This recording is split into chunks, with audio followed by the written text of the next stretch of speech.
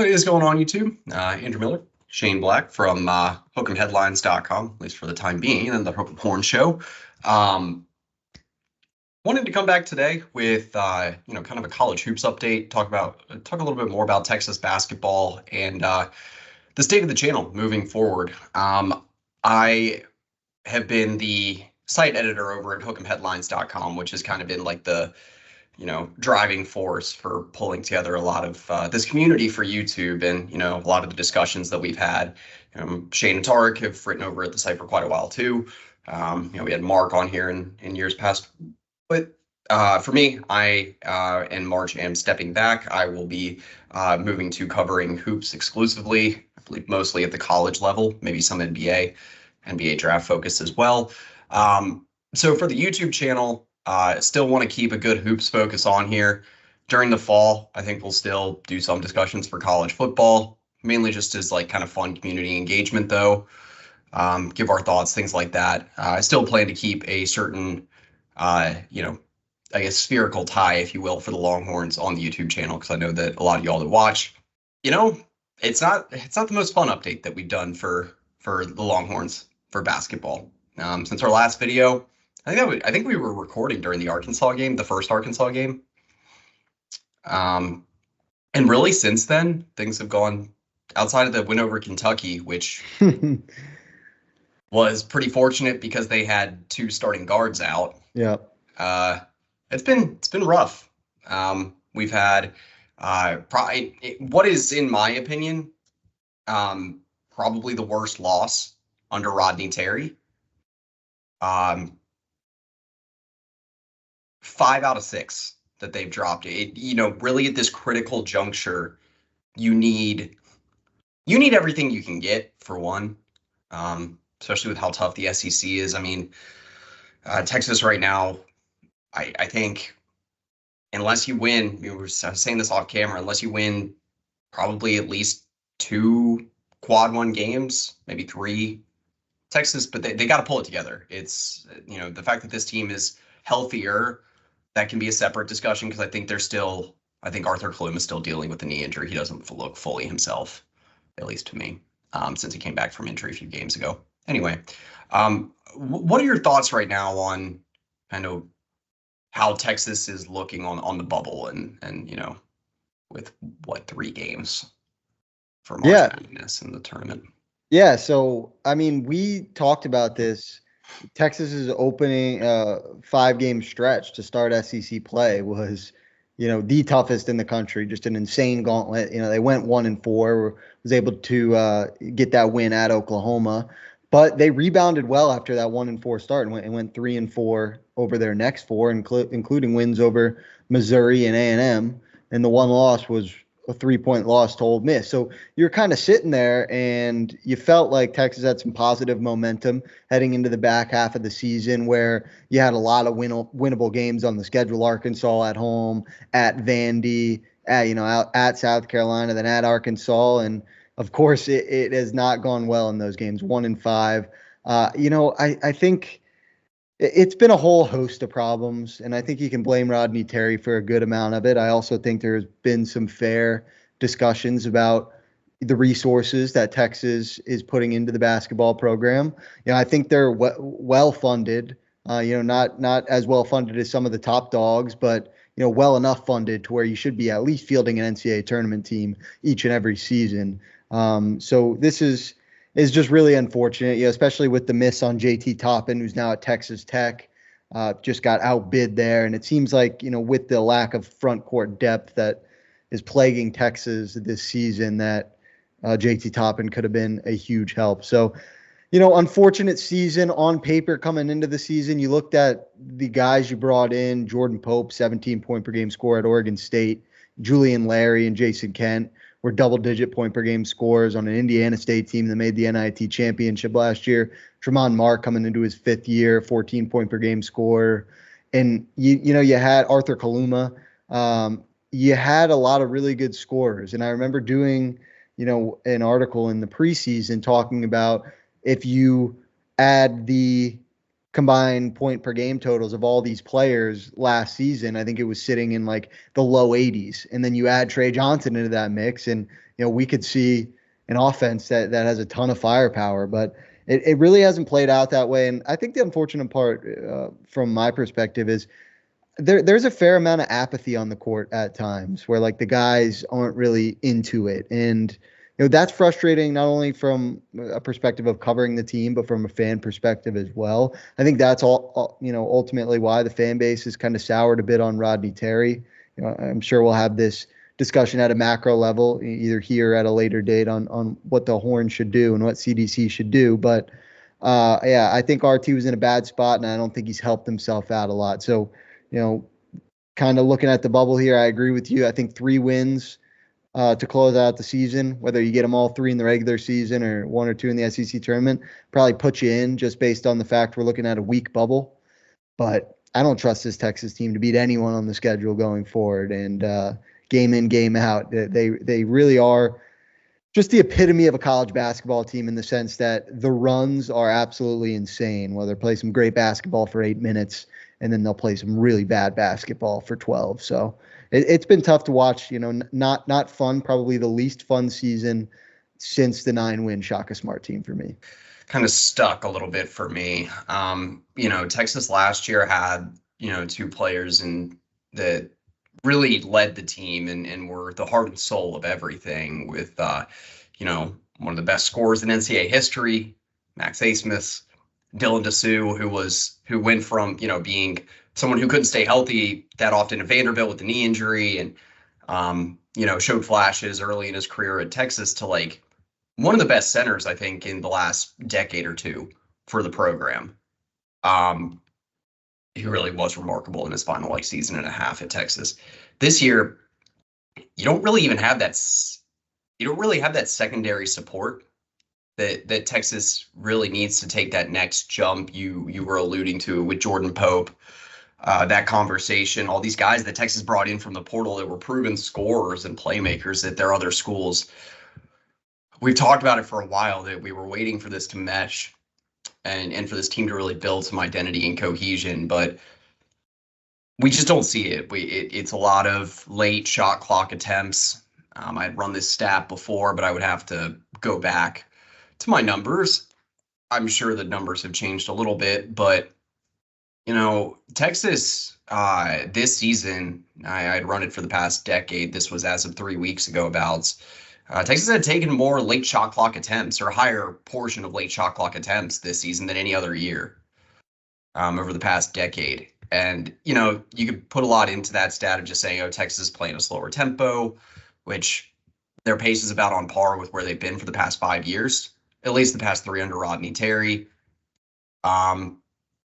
I just think that this team doesn't know what to do outside of just give the ball to Trey Johnson and ISO and let him score every once in a while.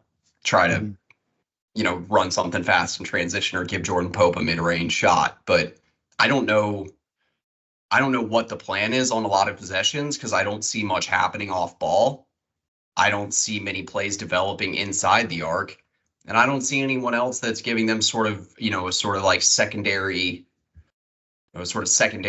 option to put the ball. I don't know.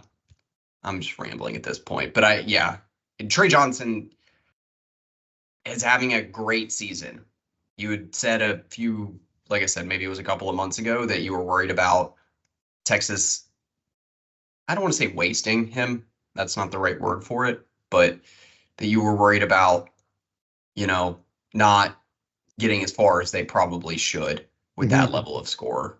We've needed a guy like that for a long time, and now that Texas finally has it, it feels like it's opened up a bunch of other issues.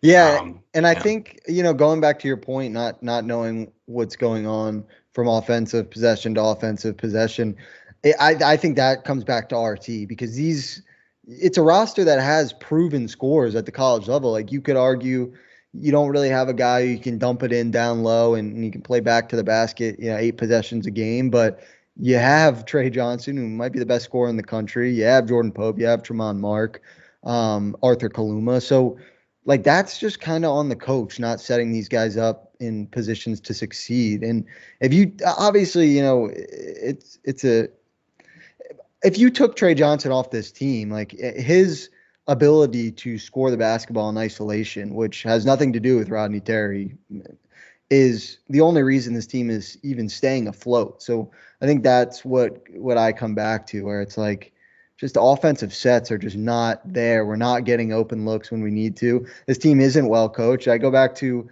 a play in the Arkansas game. It's either I think it was either late in regulation or late in overtime. Arkansas had a side out of bounds, and it was when they were in the backcourt, side out of bounds, 2 seconds left on the shot clock to get the ball over half court. So they had 22 seconds on the shot clock. So clearly and then one of their guys broke free, and Jordan Pope was just standing there. Like I left rewinded. Shedrick out to dry because Shedrick was left covering 3 guys. And that right there to me is a combination of poor coaching and preparation and just an apathy from the players, because Jordan Pope was just like, he didn't even run. Even when he saw what he was doing, what was wrong, it's like, this is on film, everyone can see this, and he, I don't know, it was rough. That was just kind of a microcosm of the whole season right there. Shedrick's not beefy enough. I don't know if he's strong enough to be a true 5. I remember there was some conversation last year about playing Shedrick at the 4 and Dessou at the 5. And I kind of get some of that line of thinking last year, now that you were able to stretch out with Dessou a little bit more. But in terms of the allotment of touches and where guys were playing in offensive sets, Dessou was playing more of a role of a stretch and slashing 4 than he was than he was like a true, kind of rim running big man like you think of Shedrick. Yeah. Shedrick, to me, he seems like a little bit less athletic, not a little bit, because he's very athletic, but a less athletic Daniel Gafford. Yeah, except Gafford in the pros, maybe, because Gafford dominated in college. Gafford's been pretty good in the pros too. Yeah.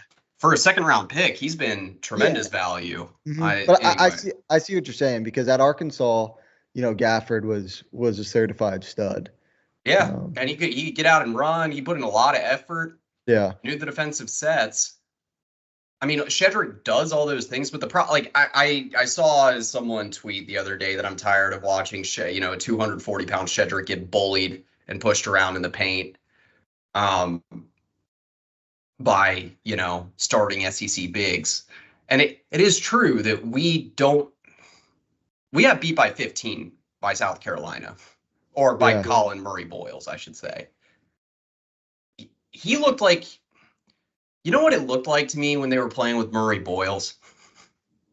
It looked like he would get the ball at the free throw line, or maybe closer to the arc, and it looked like he had one of those those like bubble suits, like that people like the bubble soccer. Yes. He looked like he was that big guy that was just bowling everyone over. Yep.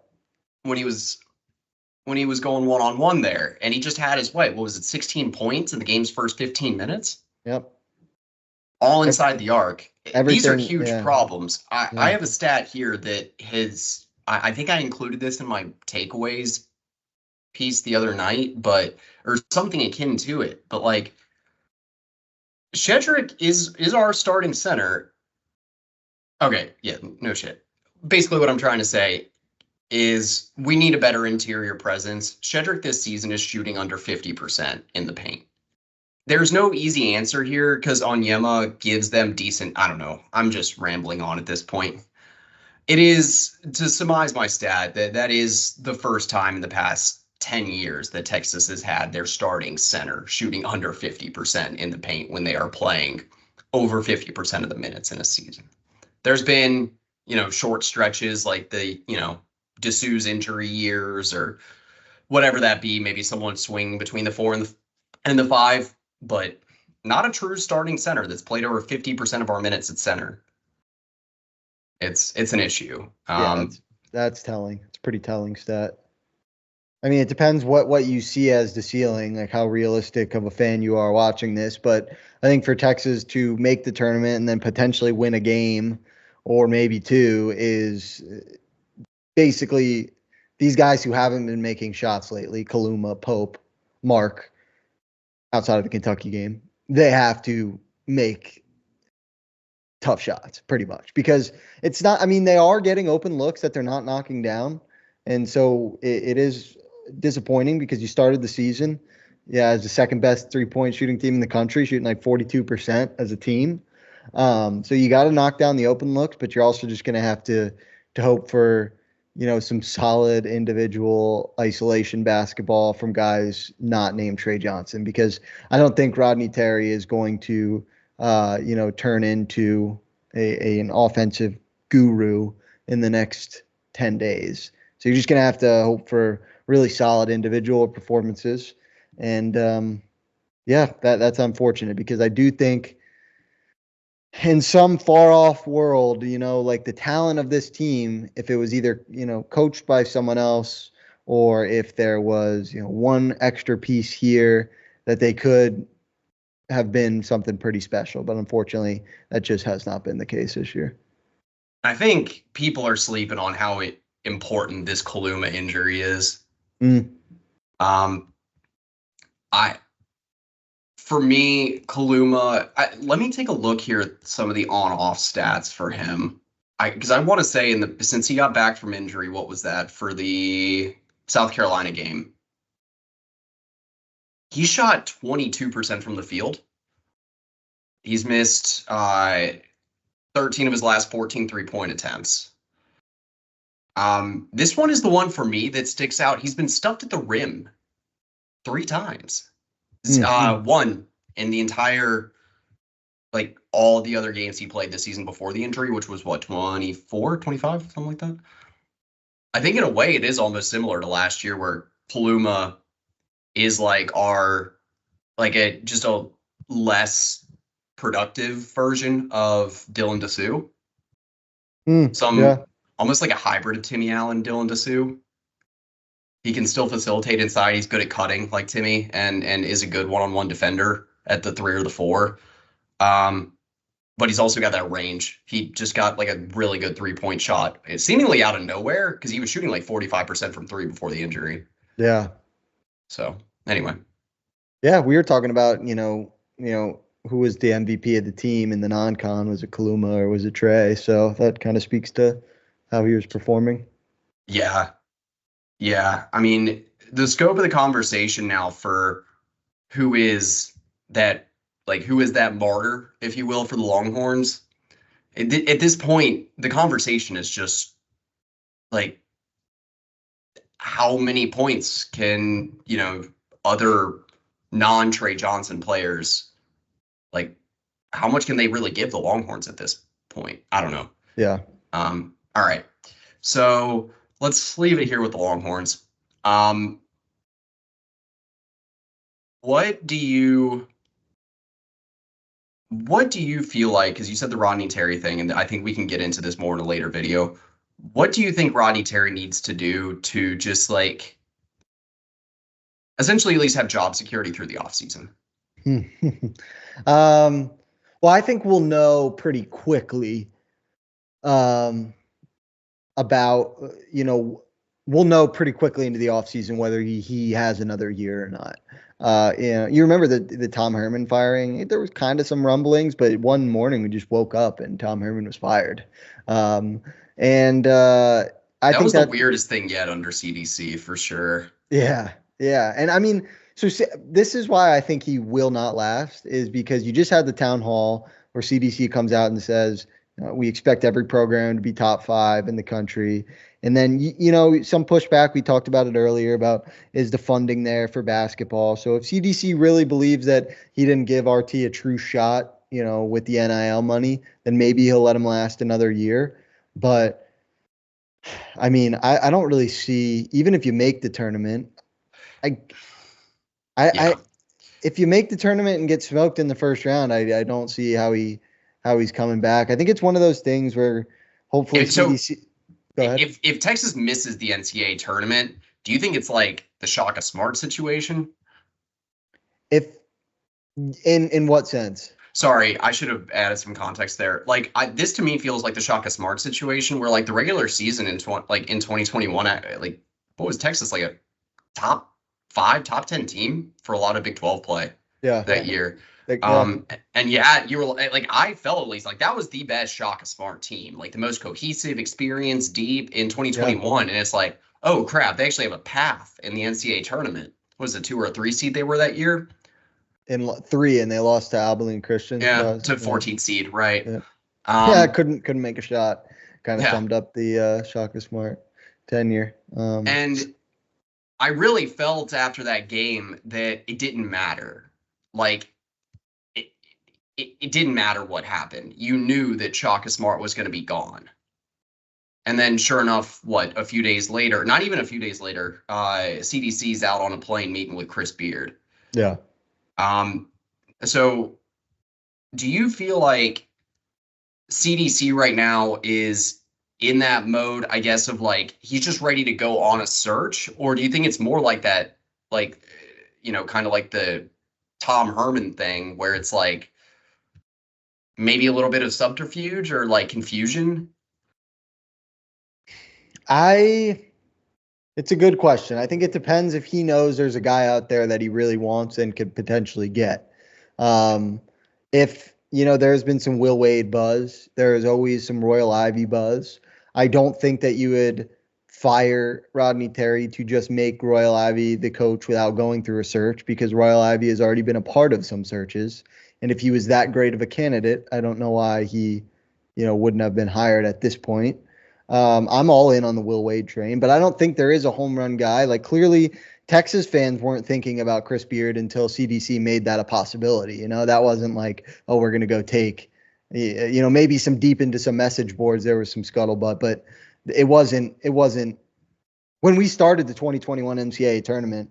I don't think there was anyone that was saying Chris Beard's going to be the head coach of Texas to start the next season. So I don't think there's an obvious choice right now, which leads me to believe that he's going to give RT a bit of a longer leash. And I think that obviously I'm going to be rooting hard for the Horns the rest of the way. It's to the point where when they lose, I'm not that upset because I know this team doesn't have that high of a ceiling, but I'm still rooting for them to win every game. And, it might be just good for everyone if Texas goes 0-3 to end the season, and you can just cut ties with RT, be like, this had to happen. You went 1-8 in in the second half of conference play, and that might be a decent option. But I think CDC expects success from all of his programs, like he said, and I think he really means that. So I don't think he's going to really deal with this mediocrity. And if I had to put a number on it right now, I think I'm going to say like an 80 to 85% chance that Rodney Terry's fired. Oh, okay. Yeah, I was going to go for more of a coin flip, but he doesn't have that Trey Johnson level recruit this time around to have that job security for the extra season. And that said, I mean, we won a tournament game last year, was a couple of possessions away from winning a second. Mm-hmm. So I don't think there was much talk about him getting fired last offseason. And you got to look at the roster, like, 6 rotation players are going to be gone. So it's not like one of those things where, clearly Beard wasn't getting fired. But when you looked at the 22 team, that was a great step in Beard year one. You won a tournament game for the first time in what felt like forever. But you had that transfer portal core that was coming back. And, that's what made up the team that RT eventually took over. And it's not like that's going to be the case this year. Like, Jordan Pope could come back, Onyema, Weaver, Pryor, Cody, Vincent. But that's not enough to where RT can be like, hey, I got these young guys in the wings. If these are my guys, they're going to leave if I leave. I don't think that's necessarily the case. Yeah. No, yeah. I can play devil's advocate here. What? Do you think CDC would go for the ultimate troll and try to hire Buzz Williams? Actually, I was talking to someone today about this, and Oh man. I think CDC's got that dog in him to where it would not shock me. I don't know how much. I mean, Texas A&M and Buzz Williams, that team is the exact opposite of this Texas team. Like they will like punch you in the face to grab a rebound, which is fun to watch, but they really can't shoot at all. It almost, has some, Shaka Smart vibes, but just for the fact of stealing another one of their head coaches, I'd be all about it. I think a dream scenario is you get someone like Nate Oates, but I think that ship might have sailed already. Yeah. When they I've heard didn't hire him Otzelberger thrown around, but honestly, he's got it pretty good. at And Iowa State. yeah, in Indiana, people have been saying Otzelberger. So who That would knows? make more sense, probably. Who Yeah. knows? I think I Jay do. Lucas down in Miami, another former Yeah. Texas guy that, Yep. I do think if CDC does decide to turn this into a hiring cycle, he has to go big because you can't go because we can consider the Rodney Terry in 2023 offseason. I don't really think they went through a hiring cycle, but that is technically a hire by CDC. Like he made the hire. And it was like whether he was handcuffed into making the hire or not, you can argue about that, but it wasn't a splashy hire. It wasn't a big hire. And, Texas is known for the big splashy hires. So I don't think you're going to go with another kind of under the radar type guy. So I think he's really going to come out swinging if and when this next coaching search happens.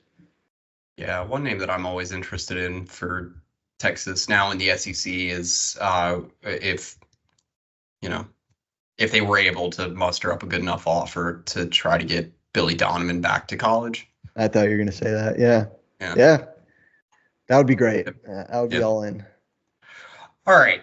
I think we talked about Texas. We can kind of cover the SEC here in a way of like looking at the postseason picture right now. The SEC right now, I gotta think, plays the most significant role in like the high single digit seed or the low single digit seeds, I should say. Like the ones, the twos, maybe the threes, but I think right now you're looking at a situation where 3 of the 1 seeds are SEC teams, potentially. Depends on how the SEC tournament goes.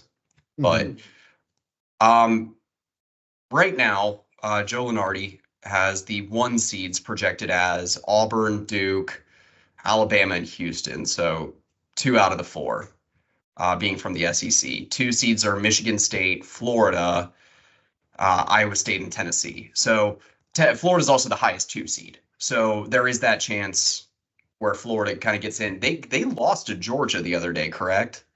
Yes, a bad loss. Yeah, I was going to say that loss. I mean, it was a road loss, so take that with a grain of salt. But I mean, considering Florida hadn't lost to a team outside the top 25, all season? Yeah, they were. Yep, we're all cooking with gas. And with how good Duke and Houston have been playing lately, that might bump them down to the 2 seed permanently. Yep. Who are your 1 and 2 seeds right now? Or I guess more simply put, how many of the 1 and 2 seeds do you think are from the SEC?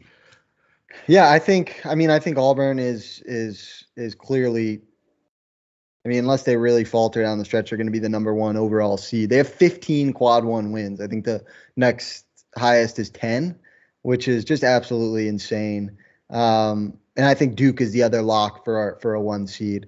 SEC specifically, I think for those top 8 slots, like I said, Auburn is pretty much a lock. I think I would consider Florida and Alabama pretty much locks as well. And so from there, it's Tennessee and Missouri, and I guess you can throw Kentucky in there. So I would say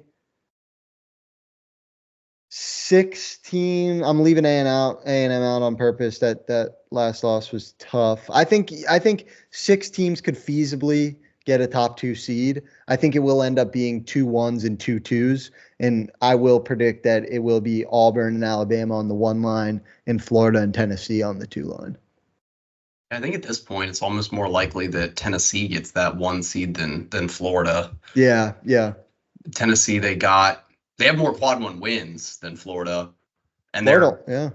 they're 15-5 against quad one or in quad one and quad two. So, Yep. which is second to Auburn, third because Houston's 14-4. So, but just overall in terms of quad one and quad two wins, yeah, they are second to Auburn among the net top 5 teams. So, yeah, I think that Houston right now kind of has a lock on the Big 12. Their win the other night over Texas Tech in Lubbock was really impressive. Yes. I think that they're locking in right now. I don't know how good they'll be in the postseason. And Arizona's always that dark horse in the Big 12 right now. It's that, you don't know what you'll get from them. They can beat or lose to, it feels like, any team on any given night. And Iowa State's kind of worked themselves into that conversation as well. They've had some bad losses recently, including my alma mater, that I didn't see that coming. I didn't see a loss to Oklahoma State coming. Once they get healthy, they'll be fine. And I think Iowa State could be a team that if people start to sell them because they see those losses, not really factoring in that, unless you want to, 2 of their 3 best players are out. You can call Tame and Lipsy, their second best player, but 2 of their 3 best players are out. So I think if Iowa State does float down to like a 3, they could end up being pretty dangerous. But we'll see if the committee takes that into consideration when they make their placements. Yeah. Looking at the net rankings right now, there is still a pretty decent Big 12 presence because of Arizona, Iowa State, Texas Tech, and Houston. I think Iowa State, if they do get healthier and win some more impressive games down the stretch, they could get back into that 2 seed conversation. Arizona, I think that's going to be a little bit of an uphill battle right now for them because of some of their bad losses earlier in the season. That said, all those teams I think are still in play if they really go on a big run in the Big 12. Gonzaga's always been my interesting team, but the fact that they're 2-6 against quad one, that's an issue. All right. Do you have anything else you would add for the postseason? We're gonna do a lot more on the postseason coming up. Don't y'all worry about that. But no, I think it's interesting to see. We kind of mentioned this on the last video, but it seems like Auburn and Duke are on their own level, and I will be interested to see how they both close the season out and what happens in their respective conference tournaments. Obviously for Duke, pretty much a cakewalk because the ACC once again is, I'll say the ACC is horrible. You got Duke, Clemson, and Louisville are definitely in the field. And then, SMU, UNC, Wake, all kind of on the bubble. Throw Pitt on the bubble too. So there's a chance ACC gets 3 in. It'll probably be more like 4 or 5. But I think Duke can probably walk to an ACC title. Auburn, on the other hand, it's going to be a gauntlet. And, they're probably going to start in the quarterfinals. But to win the SEC, they're likely going to have to beat 3 teams that are ranked in the top 20. So and in a span of like 7 days or 6 days, yeah, even probably less than that, right? There's no bye in between those games. Yeah, it's 5 or 6 days. So so the SEC tournament probably kicks off Monday or Tuesday. Oh yeah, what am I saying? Yeah, never mind. Yeah, they're gonna play 4 days. Yeah, they're probably gonna play Friday, Saturday, Sunday, or which is interesting now because Big 12 always played their championship on Saturday. SEC, I believe, is on Sunday. So yeah. They're going to have to beat 3 top 20 teams in the span of 3 days. And if they can do that and they end the season, 32-2 as SEC regular season and tournament champions, man, it's going to be tough to pick against them in the bracket. Janai Broom is awesome. And I love watching Tahad Pettiford and they're just really balanced. So I think for me, what's going to be interesting, not only watching besides the top 2 teams, there's been a lot of parity in the sport. That's always fun. But I think focusing on those top 2 teams, specifically Auburn, and seeing how they close the season is going to be fun. Yeah, man, they got 10, 12 guys that are all hardworking, just kind of grinded out dogs on both ends of the floor. And Texas needs 3 of those guys. Yeah, I know. Yeah. All right. So one thing I alluded to a moment ago, I am planning to try to do some more collabs on this channel. Pulling it together for hoops, it's going to be a little bit, it's kind of outside of the sphere for Texas. I don't know that many, like, I don't know that many, like, basketball dedicated social media pages for Texas. So yeah, but I would like to do that, especially for when we're, talking about picking the NCAA tournament and stuff. So keep an eye out for that.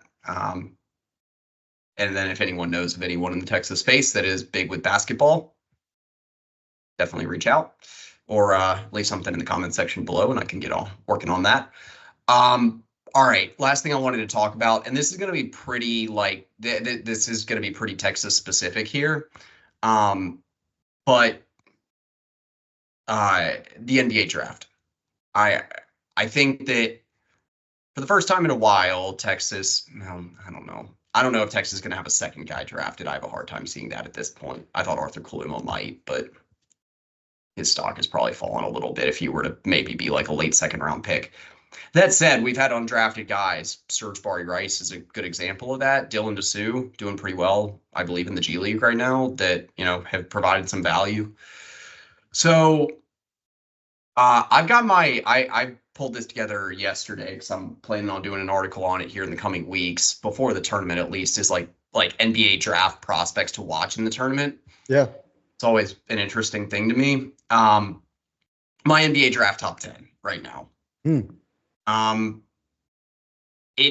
I was covering the Chicago Bulls, they were pretty much like a permanent lottery team.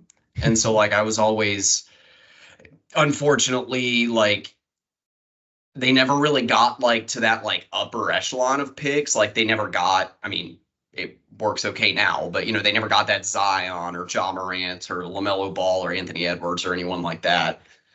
They ended up getting like Kobe White and Patrick Williams. But I've always been pretty interested in dissecting like the scouting reports and things like that. I have Trey Johnson pretty high up on my big board right now. How do you feel about this take that Trey Johnson goes top 5 this summer in the NBA draft? I've told my friends who are not as big college basketball fans, but they're big NBA fans. I've probably texted them 5 separate times throughout the season, like, dude, Trey Johnson is going to be an all NBA type player in 6 years. And I've, said after that, it's going to make me have more disdain for Rodney Terry when that does happen. But the ability he has to score the basketball is right now it's at an NBA level and like a upper half of the league NBA level. And like you mentioned, the handles can be a little loose. On defense, he can get caught ball watching, but these are things that can be fixed. I also love that, you think about some of these really pure scorers that they don't often have like the love for the game. Trey Johnson might have too much love for the game. Like he's going to have to figure out how to reel it back in because he, sometimes he doesn't ever like completely lose it, but you can tell that he gets down on himself when he makes mistakes and he's really into it. And I think that's just kind of what you need for a top level scorer. So I'm all in. I think Trey Johnson's going to be a really good NBA player. I agree. When you say like kind of that toughness and, that effort that he shows, I always think back to like when they had to hold him out for a couple of games in December because I think it was a hip injury he was dealing with before this late in the non-con before SEC play. But they were just worried about him overcooking it, and which makes sense in this world of like load management and everything for the NBA. But yeah,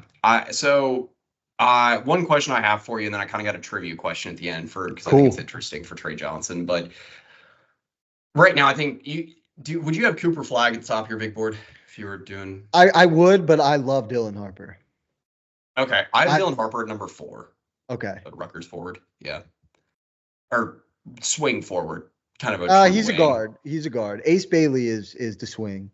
because they're I both thought at Ace Rutgers. Bailey was more of like a power forward. I always think of him more power forward, like 6'10". Yeah, Ace Bailey is like a stretch four. Dylan Harper is going to play like he's not a true point guard, but he's going to play like a combo type guard in the league. You think so? Okay. Yeah, I do think so. I guess it's just because of size. He's been most of his minutes have been logged at the 3 for Rutgers, on Yeah, at least by Evan Maya's he's a specifications. really good passer, and plays with the ball in his hands a ton. Yeah. My number 2 is Ace Bailey, actually, on my Hmm. big board. I like him. I know a lot of people have kind of fallen in love with like Derek Queen Yeah, at Maryland. I think he's a good player, but like I always have questions about these guys that are kind of fast risers because people like their feel for the game.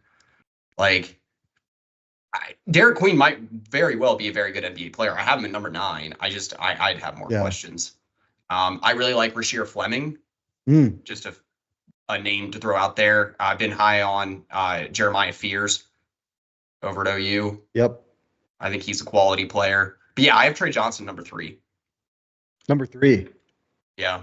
Okay. I think that I would have flag 1, Harper 2, and then I could have a conversation about Trey or Ace Bailey. I think Ace Bailey has more bust potential, but I think his ceiling might be a little higher just because of the size.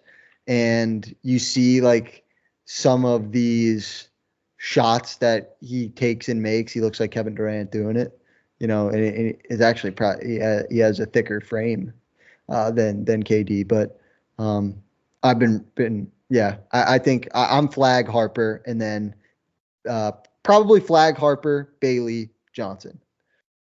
Yeah, I almost think of Ace Bailey as like some sort of hybrid between like a Josh Smith and a John Collins. Hmm. Um, Yeah, which that comparison kind of leads to like, okay, is that sort of 6'10" mold that like is that worth a top 3 pick given what you were saying about the bust potential? But yeah. Anyway, uh, yeah.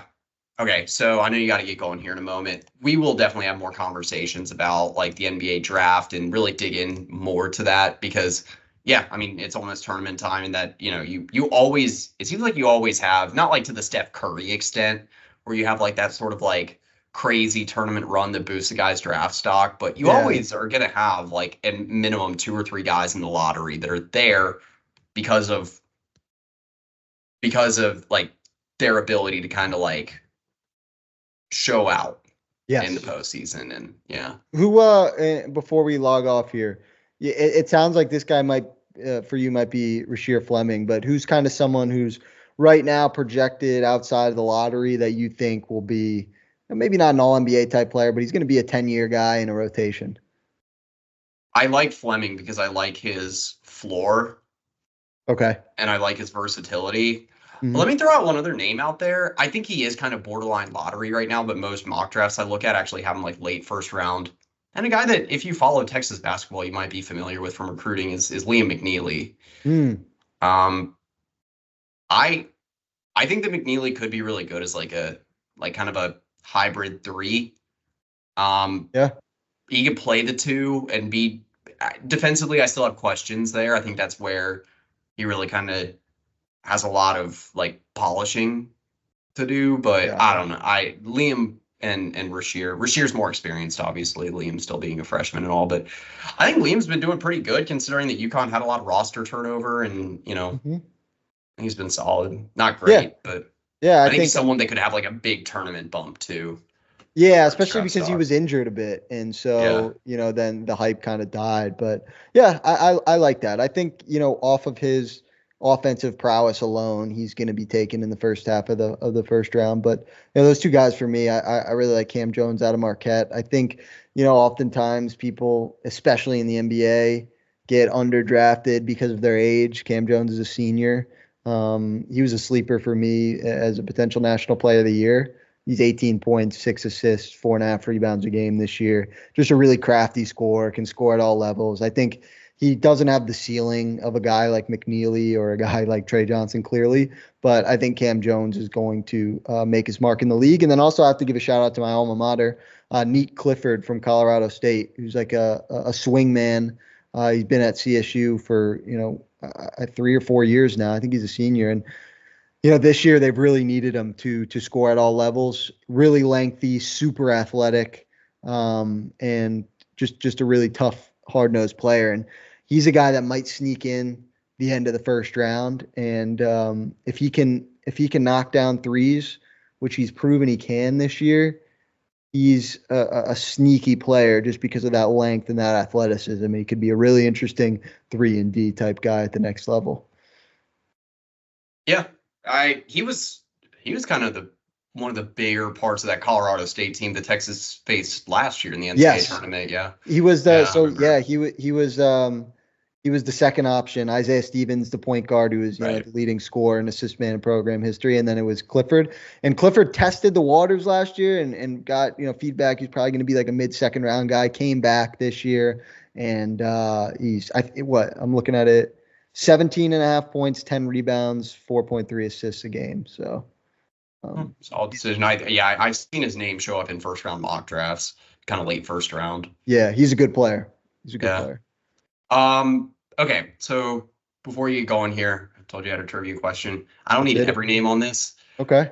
But can you name, so Trey Johnson has scored, I believe he's averaging around 33, 34 points per game in the last 3 games. Yeah, career high. Yeah, he's going crazy right now. Career high 39 points the other night against Arkansas in the overtime loss. Yep. He's got 3 games now this season where he scored at least 30 points. Mm-hmm. That ties him for second most among SEC freshmen in terms of the number of 30-plus point games. Okay. Can you name me one of the other players that also has at least 3 games of 30-plus as a true freshman in the SEC? I would say Cam Thomas. Mm-mm. No, Cam Thomas. Brandon Miller. Yep.